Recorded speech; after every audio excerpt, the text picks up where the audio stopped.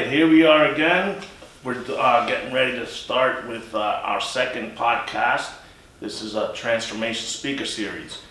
Today, my co-host here with Joshua Camacho, and we're gonna open up today. And we have three topics we're gonna talk about: building a foundation, and self-esteem, and also just how to get people started on their pathway to recovery, and what pathway to pick and how do they pick it. So pretty much we want to thank everybody that's following us. We've been posting on Facebook about following us and subscribing to our YouTube page. So we need 100 subscribers, so you guys just keep hitting that subscribe button. We really appreciate it. Thank you, guys. So with me again, Joshua Camacho, if you have a few words. Good morning, everybody. Just want to continue to say that we appreciate all the support. Our first podcast got a lot of really good feedback, and we're doing this just to re-strengthen the community and give out what we have. So just wanted to say thank you guys so much for all the kind words that we got for the first episode. And we definitely want to give our thanks and kudos out to the Berks Rise Center here in Reading, Pennsylvania, which lets us utilize their space. Yes. So we're very grateful for that. All our other community agencies that we can refer all our clients to. So that's a big plus. There's a lot of people reaching out to us currently that do need help, and we're here to encourage, give hope, strength, and give them more motivation to continue moving forward, because recovery is possible. Yes. You don't have to struggle alone. A lot of people that are battling in their addiction, they struggle because the hardest part of asking for help is asking for help. So how could you relate to that? It's the toughest thing at the beginning, to be able to sit there and just to be able to have that conversation with yourself first and foremost, to come up to the realization that you need help. Like as human beings, we don't want to ask anybody for help a lot of times, and then with drugs and alcohol and recovery, it's a big ask for help, because you have to admit that you have a problem. So it's just a really tough task to overcome, but once you do, that's when you're able to start the healing process.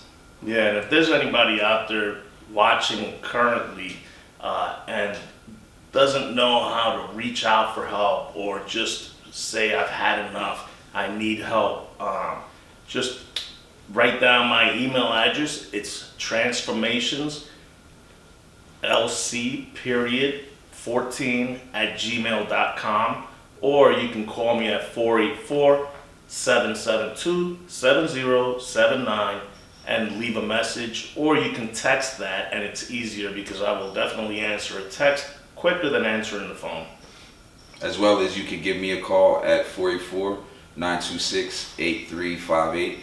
You can text message me, call me whenever you want, and we'll definitely get you where you need to be. I also brought along a copy of my book today, Transformations: How to Get You 180 Degrees. It's a book to encourage people that recovery really isn't easy. It's definitely hard work. It's continuance. You got to keep moving forward, and most of the worst things in my life happened in my sobriety. I didn't care about the things that happened to me when I was in my addiction, so I didn't have feelings, emotions. I really didn't care about it. But today, living in a life of sobriety, you feel all your emotions, all your feelings. So when things happen, you have to work through that. You got to reach out to people. You got to talk to people. And those are the uncomfortable things that people in addiction that are lost in their addiction don't want to do, because it's easier just to use the drug or drink the drink. Right. How can you relate to that? It was just I didn't even want to talk to myself, let alone have to admit all of these issues that I had, like to sit in the mirror and self-reflect, and to be able to come up with, like you said, we mask it, we do what we're doing, we drink, we drug, and we don't feel anything. And then once you take the drug away, you don't have that, for escape. And then you have to sit there and realize, and then all of the emotions of all the bad stuff that you've done over the course of the years throughout your addiction, all of those feelings come washing in, and it can be overwhelming. it definitely can be, because nothing about this is easy. But I challenge everybody to think of the other side of it. Waking up, not a dollar to your name, and have no choice but to get your fix. That's not easy, and we were able to figure that out. Like, we are some of the most creative individuals ever. And you're able to find your drug, be able to get there, and I challenge you to be able to do the same thing for the recovery process, because it's going to lead to so many more blessings than going out there and figuring out how to cop. I guarantee you that. Yeah, and what I didn't mention is that you can find that book, Transformations: How to Get Your 180 Degrees, on Amazon. It's on Amazon. It's been on Amazon Live since December. You could either get the ebook or you could get the paperback. But if you are local, you could always text me, and I can, supply you with a signed, autographed copy. I also do have sweatshirts, so anybody wants one, just reach out to me. But other than that, what we're going to touch on today are the topics. So I'm going to let Josh take off with how to build a foundation once you come into recovery. It's huge. Building a foundation is one of the most important parts of recovery, because we, for so long, while we're out there, we may be surrounding ourselves with all the wrong people, whether we want to admit it or not. But then when you come into recovery, you really have to allow that trust to take over, to be able to build a foundation with people that you may not know, and you need those people to be able to lean on, because I'm going to tell you that early on in recovery, there's a good chance that you'll have a lot more bad days than you will good days, and you're going to have all these thoughts coming through your head, and all of these just negative feelings of, maybe I can't do this. And those are the times that you need to pick up that phone, be able to call somebody that can relate to those feelings, and get that off your chest. Because if you don't, there's a really good chance that you probably won't wake up the next day sober. And building a foundation for me was absolutely huge, because me personally, I didn't really know too many people that were in my age group that could relate to the lifestyle that I grew up in, that were in recovery. So I didn't really know where to go, who to talk to. But I just allowed myself to become vulnerable. I would go into the meetings, and I would, they always say there's 3 parts to every meeting: before, during, and after. And I would hang around a little bit, you know what I mean? I'd talk to a few people, and I just started clinging on to individuals. Honestly, I really didn't want anything from them except for the time that they were able to acquire. And I just gave my number, they gave me theirs, and the most important part was I used it. I used the numbers. I called a few people. Big shout out to Mommy Tina, because she's been a huge crutch for me during my recovery, because I was able to call her at 4 a.m., 5 in the morning, 10 o'clock at night, it didn't matter, 2 in the afternoon, and I could just unload all of these feelings that I was having, because it gets to be confusing, it can get to be overwhelming, but having a foundation helps you get over those hurdles. It makes it a little bit easier to deal with this stuff, rather than being on your own, right? Like when I was sitting there in the corner, whether I was getting high or I had a little bit of sobriety, sober time, I didn't want to really talk to me, you know what I mean? Because you have to get to that process to where you trust the way that you think and the things that you do on your own. So having a foundation is huge. And, the foundation doesn't necessarily just have to be people, literature, getting into spiritual reading, finding different ways to get over those bad times. For me, one of the biggest ones was fishing. I found different hobbies, positive hobbies, So a foundation doesn't just necessarily mean people. And that's what I was going to ask you. I was going to ask you, how about if somebody doesn't want to go into a 12-step meeting? Right.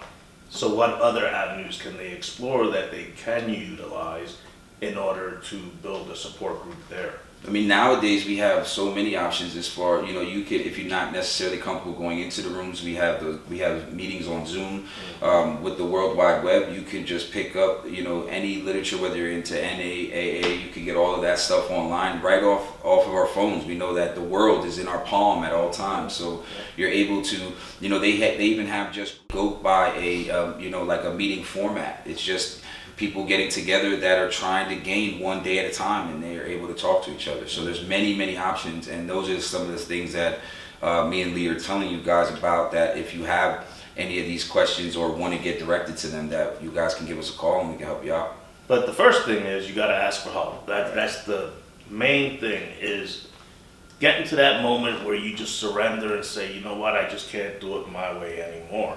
I have to allow somebody in. And once you allow one person in, another person will come in, and another person, and another person. It's contagious. So you will build a group, a support group, to help you out and help you along your journey. So, you know, for me, when I came into recovery, it was faith-based. I just got tired.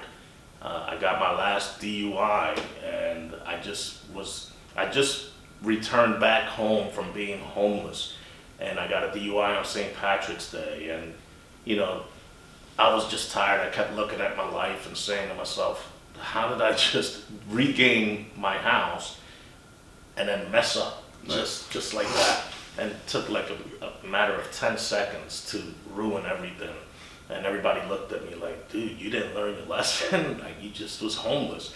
But, you know, I said 2 more weeks, and I drank for 2 more weeks. But then that second week, I just went to a church and I gave my life over to God. And that's how it all started for me. It was like my first year was all church all the time. I cleaned for the church. I did their landscaping at the church. I stopped talking to people that were close to me, because they weren't really close to me. They were just people that I used to use with. Absolutely. I was a boss at a manufacturing company that everybody I knew was using. So I had to let everybody go. Even family members I stopped talking to. You know, I'm not a person that has family, but the family that I had at that time, they were all using around me. So they weren't any good for me. Which that could be even harder too, right? Like only having a few select people, and then you even have to make that sacrifice. You know what I mean? To be able to say, I know I only have, you guys, but I got to step back from that too. Right. You know, and that's scary. And that was one of the hardest things for my family at that time. You know, I was married for 20 years. So the sacrifices I talk about in my book, I had to make a decision. Right. Did I want to fix my life, or did I just want to stay put and just be content with the moment, let that ride, and then another situation will arise? But, you know, I surrendered. I took all the sacrifices that I said in my head. I said, I'm going to do this, I'm going to do this, I'm going to do this. And the thing was, I kept my word to myself. And I talked to God all the time, you know, that was my higher power, Jesus Christ. So that's what I utilized for a whole year. But then along the way, I had debts I had to pay for the DUI. So good thing for me, the county of Berks, they sent me to the YMCA, Transitional Living Program. And I did 90 days there. But that helped me, because while I was in that program, then they introduced me to a 12-step program, and I started going to AA.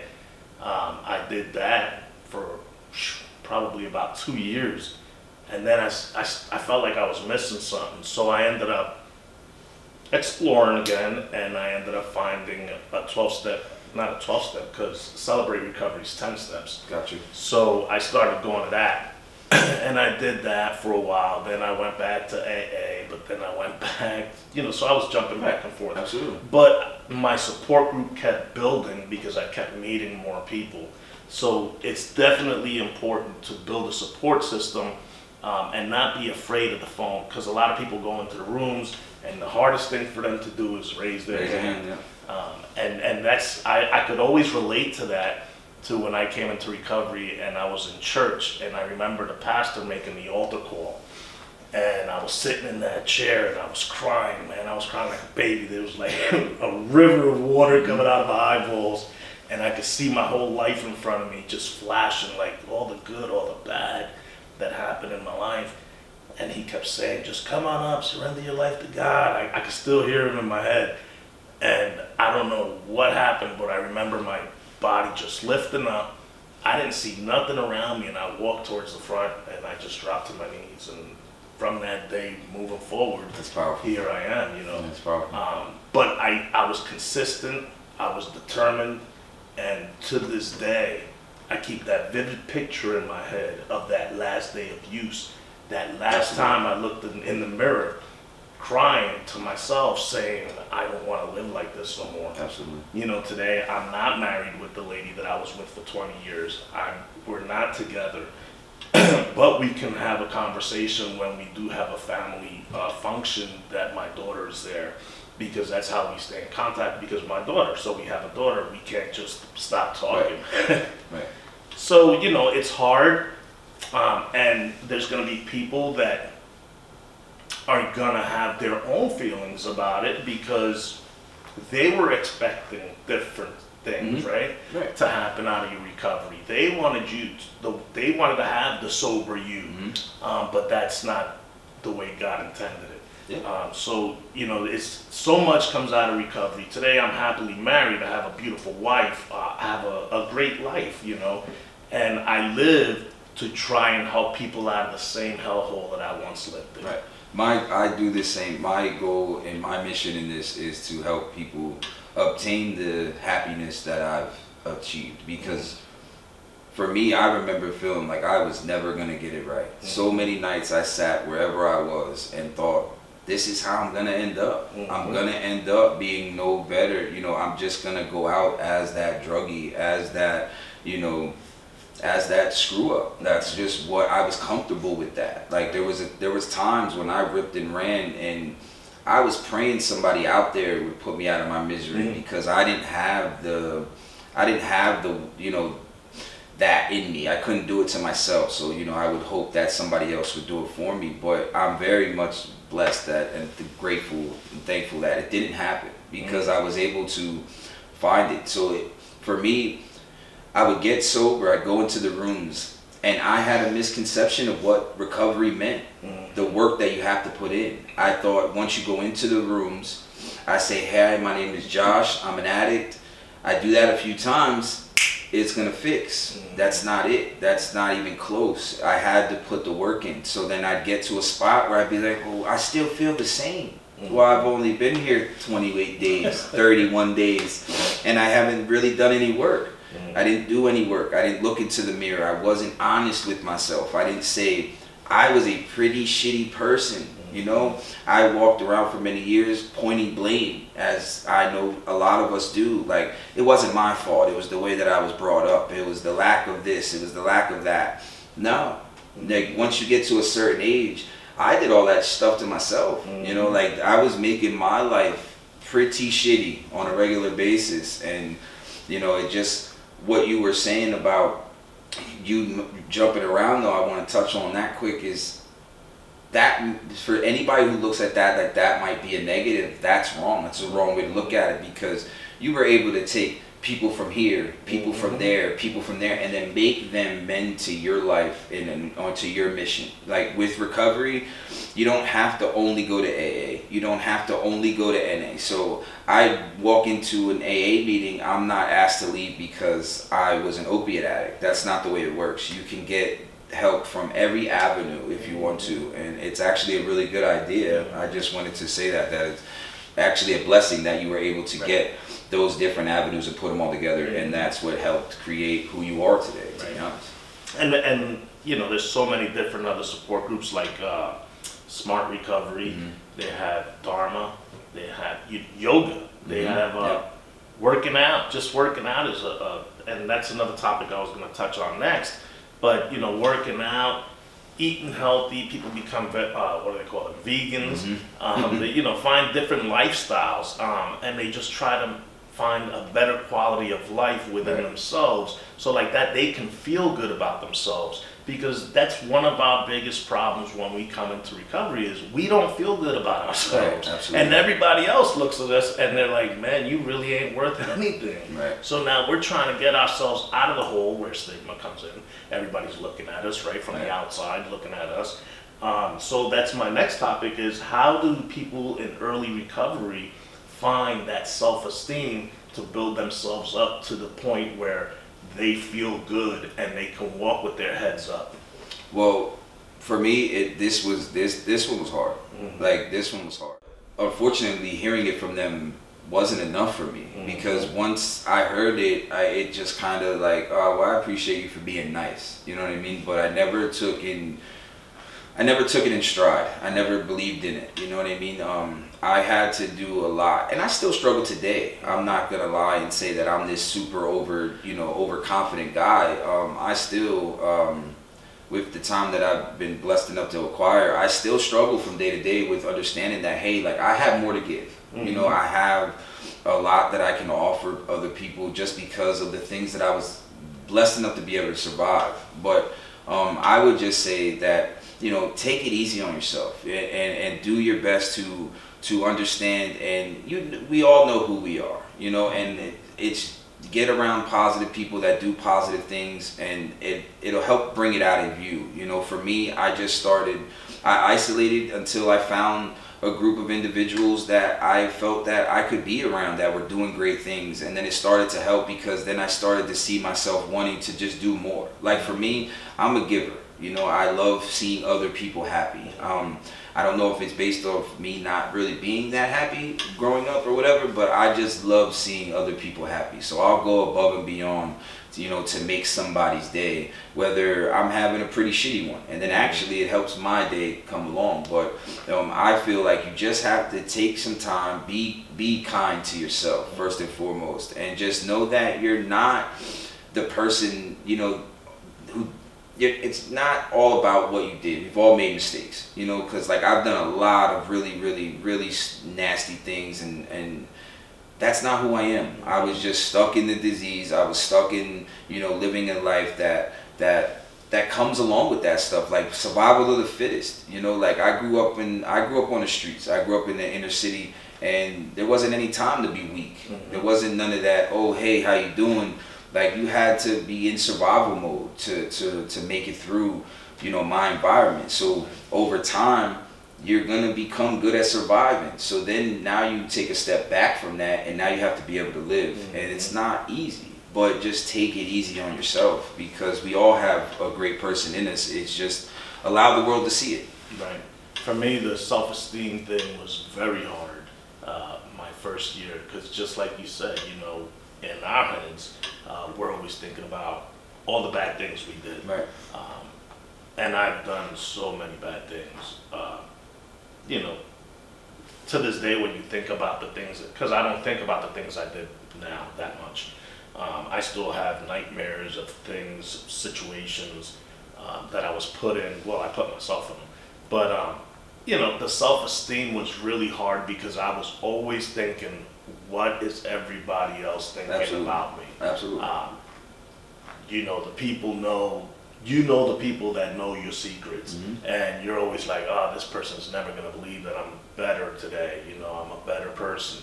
But that's us keeping ourselves there. Right. And we can't think like that, because once you come into recovery, you're given that second chance at life. And, you know, just like the book says, you're going to become a new creation. You know, you're transforming your life into a new being.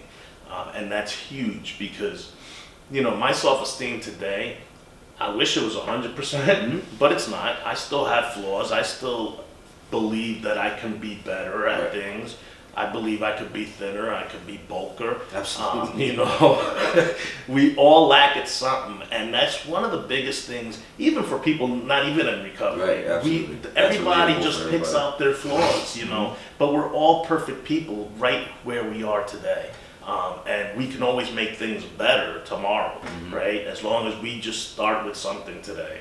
So self-esteem is always going to be there, but you control how your self-esteem is going to be. So that's always a good topic to talk on. But some examples for that with the self-esteem, if you want to change that, start working out, start eating healthier, right? Stop drinking soda, drink more water, go for walks instead of driving everywhere. I drive everywhere. But I could start doing some of that stuff, you know. But my early recovery, I had to build a schedule, right? So that takes us to the third topic, how important it is to build a schedule, something that's going to be repetitive, something that you continuously do. forever, because in my early recovery, my part of my schedule is I get up early. Early. I beat the sun by hours. Yes. So I get up, I do some spiritual reading, I post a lot of inspirational quotes on Facebook, and I'm always thinking about the next project that I can do to help somebody else. And my mind is always thinking. So back in my addiction, it was always thinking for all the bad things. Today, it's all positive things. Absolutely. How can I help somebody else? How can I generate energy into somebody else to get them motivated to begin a process of recovery for themselves? So how do you relate to that? Well, with the schedule, for me, it's extremely important, because not having anything to do helped me lead to a bunch of my relapses. Not staying busy, not being busy enough. Like for me, I would get sober, and then I'd be sitting around, and I'd be like, it's okay because I'm not outside. Because in my history, in my past, going out was a big thing. Being in the bars, being in the clubs, being in the after hours, and just ripping and running, and being outside of my home was a big part of who I was. Right. I had to be seen. I had to be where the people were. You know what I mean? And so once I got clean, I just said, okay, well, I don't want to do that anymore. I can't do that anymore. Not that I didn't want to at the beginning, I'd be lying, but I can't do that anymore. So then I would just stay in the house with no set, no agenda, nothing going on. I played a game for a little while, or I played a game for a lot of while, and then, I mess around with the kids a little bit, talk to the wife, go to sleep, get up, do the same thing, but that wouldn't last, it didn't work out for me. Then I started working, and then once I started working, I really dove into it. Like, that's what I was doing. That's what my life was. I worked, I slept, I worked, I slept. And there wasn't much time for anything else. Well, that didn't feel good. So then I had to make an adjustment to that and be able to find time to go to these meetings, find time to talk to a mentor, find time to enjoy myself with the family, go out to eat, things like that. Having a schedule will keep your mind occupied, which is huge, especially early on in recovery. So now if you're able to, by the grace of God, you're able to obtain long-term sobriety, it'll get a little easier. You know what I mean? You'll get to a spot to where you maybe be like, hey man, I'm a little tired, I'll see you guys next week. Right. But early on in recovery, I say having a schedule and being able to stay busy with positive things is a must. It's so crucial to being able to help you keep that positive flow going. Because once we sit and we get stagnant, that's when our mind starts to work against us. That's when the disease says, oh, you know what? Look at him. He's lacking. He's slipping. He's slipping. Let me pounce on him. And that's what he would do. That's what the disease would do for me. Oh, Josh thinks this is sweet. And then I'd come through, and before I know it, it wouldn't turn out well. So I just constantly try to stay busy, whether it's going out and getting involved in what we have going on in the community, working a little. I now work in the field, so work for me is huge. It's a beautiful thing for me because it helps me have that constant reminder all the time. But having a schedule could mean everything. It could be the difference between life and death. Stay busy, but make sure it's positive. Right. And I'm gonna take it back to COVID, the COVID. Right. Oh my God. Yeah. Isolation became huge, and I got scared. and I think we shared this before. I shared this with you before, that I didn't know what to do. Right. So I ended up having to find a new support group. I started riding motorcycles. My wife and I, we both ride motorcycles. Just so we can get out and not isolate. So we built a whole new support group and a whole bunch of new friends just by doing something different. So that put about another 65 people on my list that I could talk to. If I go on my Facebook, they're all over the United States. So it's pretty cool to just continue to build, And always, another thing that's really important about early recovery is doing that step 10, daily reflection, right? Yep. Go over all the things that you feel you could do better tomorrow. Absolutely. And usually do that at the end of the day. So did you accomplish everything today that you wanted to accomplish? And if not, what can you do better tomorrow to make things better? And then reflections I've shared this with Josh before. I do them weekly, I do them daily, I do them every quarterly, I do them yearly. So, they're very important because it's a time when you want to add to your list all your goals. And then it's a great feeling when you start marking them off that you accomplished them all. It's awesome. It feels great, yeah. To be able to set goals, and because for me, in my 20s, like, what was a goal? My goal was to make sure I had enough in my pocket to get through to the next day. Right. Make sure I had enough so where I didn't feel sick. That was my goals. Mm-hmm. Now, checking off stuff as far as like career goals and actually being able to achieve them, I'll never forget. If you know me, you know how much I love my truck. And my truck was a huge accomplishment for me.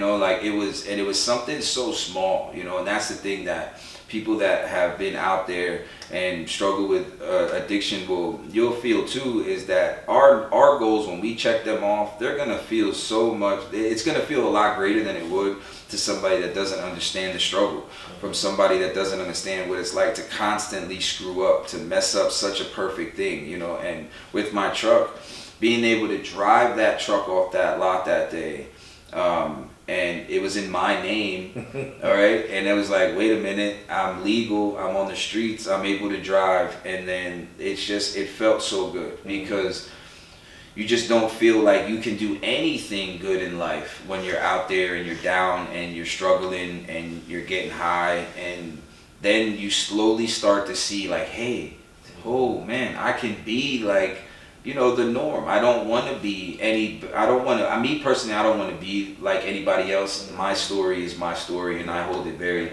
near and dear to my heart. Mm-hmm. It makes me who I am. But hey, I can do these things that I thought I would never be able to do. Like have a driver's license. You know what I mean? Like I drove for years, man, for years, over a decade, with no driver's license, and I'd pull up next to cops and I'm giving them, hey, how you doing? And I've never been on car insurance, like stuff like that, and just simple things. And then you're able to slowly start to do the right thing, turn stuff around. And where my life is today is a complete 180 compared to where it was, just 5-10 years ago. And that's based off of the hard work. That's based off of building a foundation. That's based off getting comfortable with having a set schedule, doing positive things, getting more involved. And it's just, I was able to achieve the things that I have today because I was willing to put in the work and do all of the things that we're talking about here today.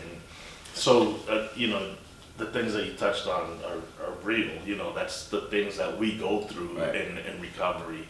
But one thing I thought of when you were talking, how many times did it take before you said, that's it, I'm done? And what was the first step you took to get sober? And there's a reason why I'm asking, because there's people out here right now that are struggling, or may know somebody that's struggling, and how do they know? You're using, that's your first sign, right? So you want to get clean. Give them something that they can do and not have all that weight holding them down. You're gonna feel it in your chest. Like you're gonna feel it in your heart that enough is enough. You're gonna have that moment where you go into the bathroom. If you're in with a significant other, for me, I ran and I went into the bathroom, I sat on the toilet and I literally just cried. I cried and I said, and I had the pill in my hand and I said, this isn't what I want to do anymore. Like I got so tired of feeling that inability to get up out of bed without it, like that being attached to it. It started to make me mad. That's what it did. It started to upset me that I could not start my day without going to that pill bottle or ripping open that bag. And it started to resonate in my soul to the deepest part that I literally started to hate myself. And what I did to make my surrender official is I went and got a tattoo. I went and put it on my body, and it's the best thing that I've ever did, because I am that type of person that I need that constant reminder. I knew, like, you know what, I need to be able to look down and see something that's gonna give me a quick little smack in the face, so to speak. Like, what are you doing? You know, and for me, that's what worked. To answer the first part of the question, how many times, that we don't have enough time to talk about that, because it was over the course. I started to surrender about 2.5 years, as crazy as it might sound, about 2.5 years before I got sober. And that's my whole point right there. Because there's going to be people out there that are listening to this podcast right now, and, you know, in their mind, they want to stop. Yes. But they can't. Don't let that stop you, because as soon as you come down from whatever high it is, you can definitely try again. Yeah. As long as you're still breathing, yes, you can try again. I tell people that all the time. If you're doing so much of whatever it is that you're using, and you say, I'm going to stop, I'm going to attempt to stop, first of all, try and find some treatment, right? Try and find some providers that can help you, assist you with your recovery. And if you can start using less, that'll be great.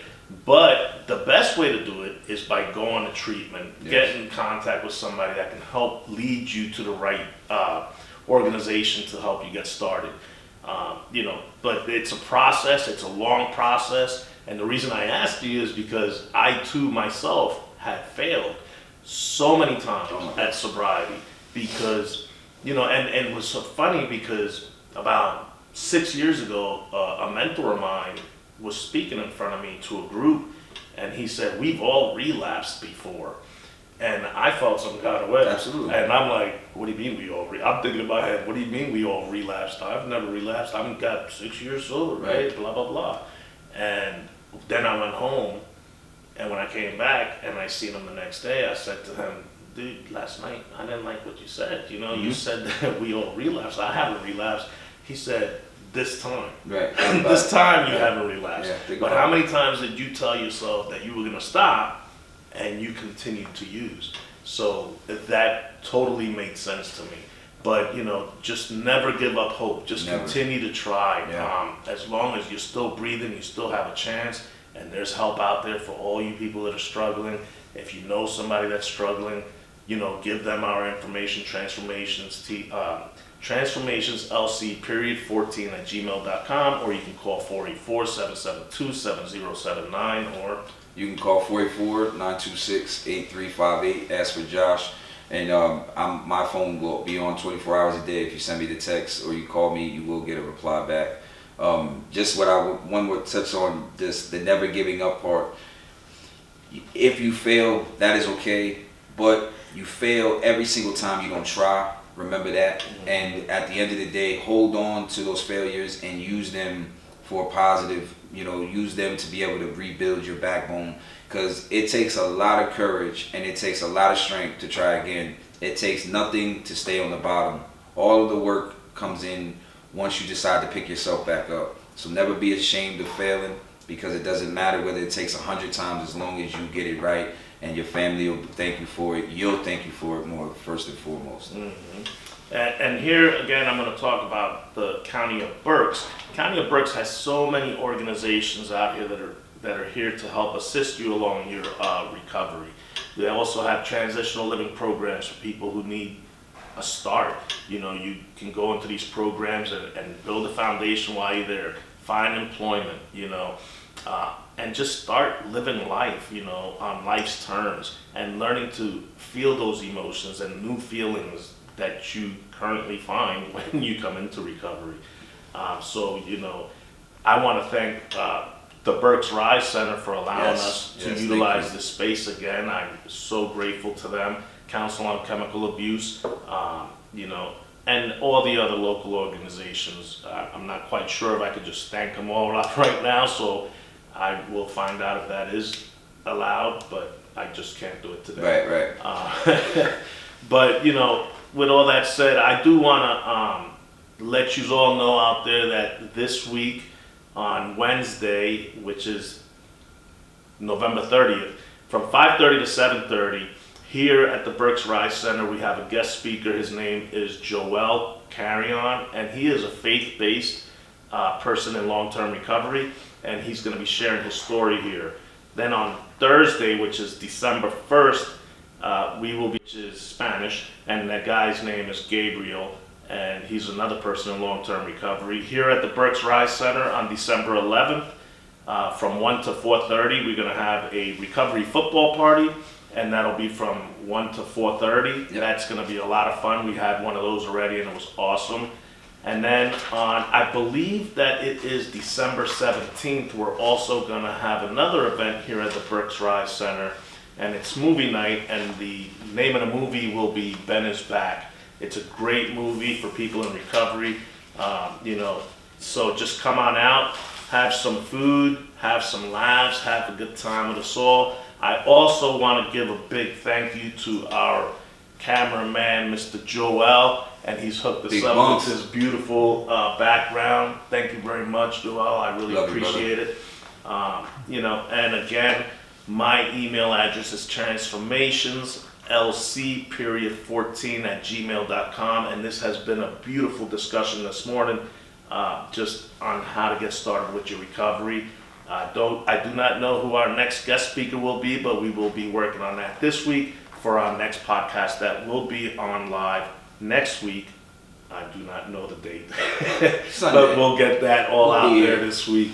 And again, I want to thank my co-host, Mr. Joshua Camacho, that he can give you all his information. I just want to, before I give the information, I just want to thank everybody that takes the time to watch these podcasts, and knowing that we're doing it for all the right reasons, and gives us all of that, positive re-encouragement and all the kind words. Our mission is to solely help our community build themselves back up.